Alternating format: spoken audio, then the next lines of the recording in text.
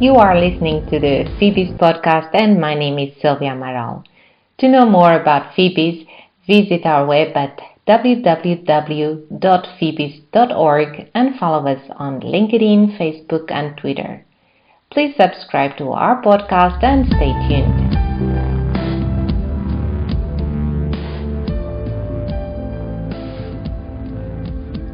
For this month, we have prepared an episode that we could say it's part 2 of the delivery we had in July 2021 about company internationalization. This time, Quique Fernandez, International Sales Manager at Iberinform and member of FEBIS Executive Board, will share other relevant factors to consider in the process of expanding business in a foreign country. Quique, thanks for joining again today. Hello, Sylvia, and thank you very much for having me again in the podcast. It's always a pleasure. Well, conscious of time, straight to the point. In the first part, we had already talked about recommendations when thinking about internationalization, but today you are giving us some more additional insights.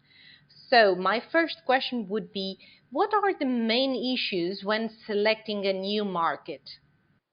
Okay, I would say that there are four main issues or four main characteristics that we need to measure and that we need to find out about when going into a foreign market. Okay, I would say that the first one, of course, is the market size, not in terms of absolute market size, but maybe of speaking of relative market size, meaning that there are very big countries that maybe there is a very small market for our product and services, and also the other way around, that there are smaller countries but the niche markets for our products and services is either bigger or with a bigger buying capacity. Then, of course, we need to be super conscious of the legal issues in terms of packaging, standardization, standards, and so on.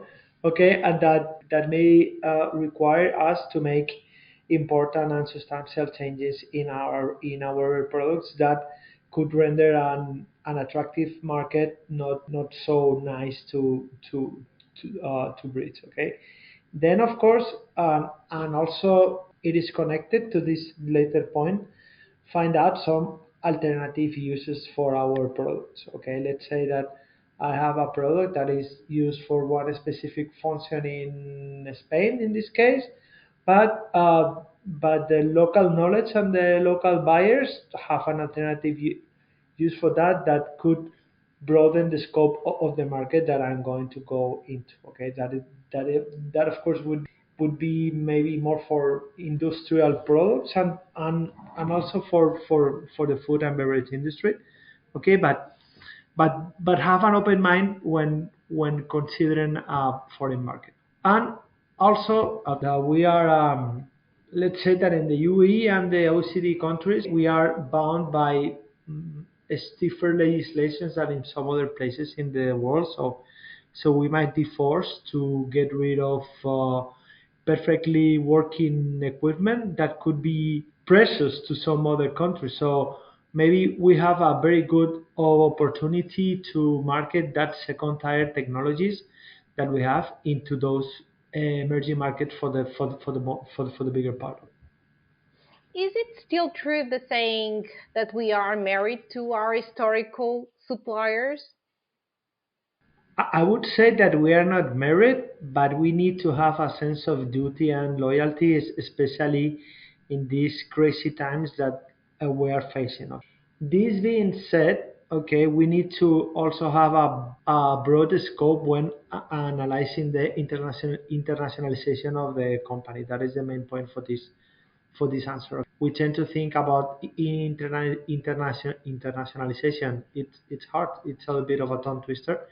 Uh, we usually think about internationalization as a selling operation, but we need to be really keen also into going to foreign suppliers, foreign markets to internationalize our value chains, not only downstream but also upstream, meaning that we can find some competitive advantages in turning into alternate suppliers.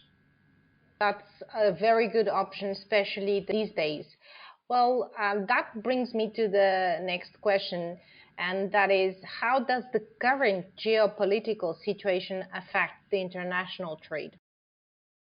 It affects us greatly, not only in terms of supply chains disruption and shortage of raw materials or some other items like we all are facing at this time, and we see the example in Spain that the cattle in industry it's having a very hard time in finding the feed for the animals. Okay, but also, and this would be closer to our industry, so to speak, we need to be really on top of the legislative and the companies that we deal with in terms of we need to be super observant of the sanctions list, knowing who is the ultimate beneficiary owner of the companies that we're dealing with, really being on top of the AML anti-money laundering products and services, meaning that we need to know basically who we're dealing with, much not only in terms of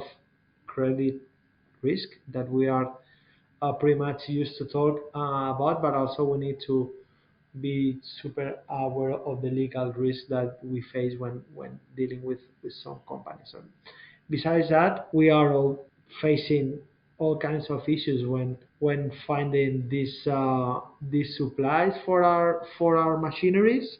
We are facing also many problems when finding new customers in most markets, not only those are affected by this geopolitical turmoil, but also in our local markets, because companies are facing shortage in cash coming from the past COVID-19 crisis, and then by the increase of the energy and the commodity prices. So the situation is really challenging, but I am optimist that in the medium term we will be okay.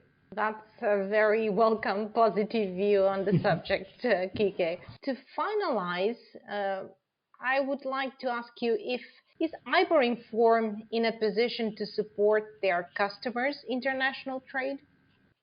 Yes, we have made a great effort in the past years to turn into international services supplier, so to speak, meaning that we can help our customers in many ways. I mean, not I would say that we can help them in four main items. One is the traditional international credit report, which is like the most basic part of it. You want to know about a company and you check the report and you see what is happening with that company. Then we can help them with international collections. So in case something goes wrong and you want to collect a debt in a foreign market, we can help with that with local people, not trying to collect from Spain, but we do it from the destination country, so to speak. Also, we can help with traditional databases, and I mean traditional because the filtering criteria would be the activity of the company, and then we roll out a new service last year, which I'm very proud of. That I think that is super useful not only for finding these new customers, but also finding new suppliers, and also finding really what is how to have a very competitive position in your markets. We have a new product called Export Insight that we can tell exactly what kind of goods are being sold by whom and to whom in some markets, going deeply into the characteristic of each transaction, meaning that we can even know what amount of money was paid for one particular set of good by one company buying that good from other company, and we filter that not by activity but by product, which is super powerful, because one thing it is to know that a company is involved in growing fruit, but it's much better to know that that company is selling that not fruit, that apple, so to speak, to this other company in that other country, but so many euros for each kilo, which this will help you know if you are paying too much, if you are selling too cheap, and if you are missing out in some prospect, or if your partner in a fair market it's kind of finding new providers of your own product. Well, that sounds like a powerful tool helping your customers in improving their international trade as well. Yes, it is a great tool. I mean, not because I say it because I do believe it, not because my company sells it, but I think that is super useful, super useful. I mean, the amount of information and sales intelligence that you can get from that, it's great. I mean, you can know many things about other companies, and not only if they are a winery or whatever. Very well, Kike. And yeah, indeed, you have to believe in the tool if you want to sell it and if you want to be successful with it. So, well, I wish you best of luck going forward. And I think we've closed the circle in internationalization.